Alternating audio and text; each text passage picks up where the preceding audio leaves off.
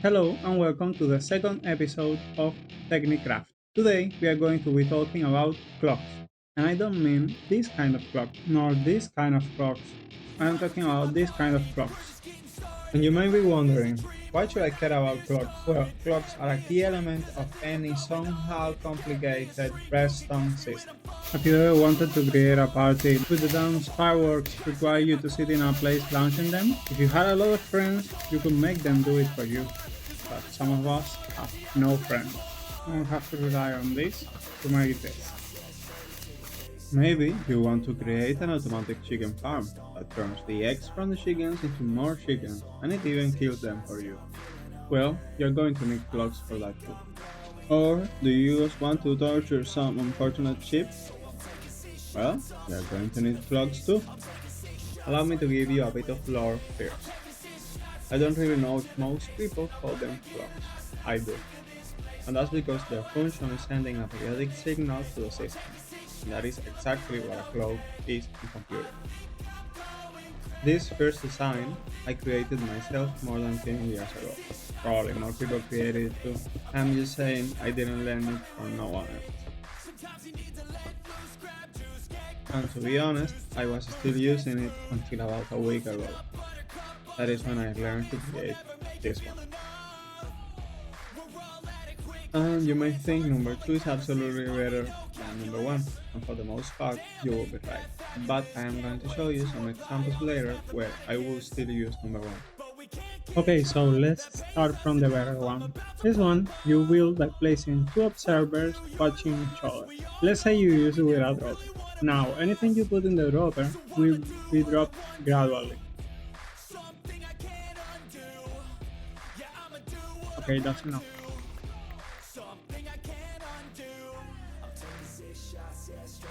Now, if we use a dispenser, it is going to work the same for regular items, but if we put this rocket inside, you'll notice it is not dropping them like items, it is using them like a right click.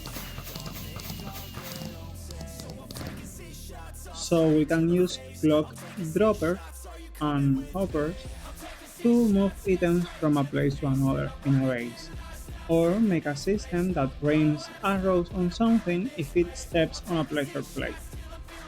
Now, the observer's clock is great and all, but it only comes in one speed, or at least making different speeds with it is so complicated that it defeats the purpose. The other clock you make by creating a cycle using redstone repeaters, like this. You can do it with from 2 repeaters to how many as you want. And you can regulate the speed of the cycle by using the repeater. There is another problem with the observer's clock. It is a two-state system, meaning observer 1 is on and observer 2 is off, or observer 1 is off and observer 2 is on. That's all the states it can have. The redstone clock, on the other hand, has as many states as bits with redstone there are between the repeaters. For example, this clock has 1, 2, 3, 4, 5, 6, 7, 8 states. As an example of an use you can have for a clock with more than 2 states, I will leave you with a video of a lighthouse I built.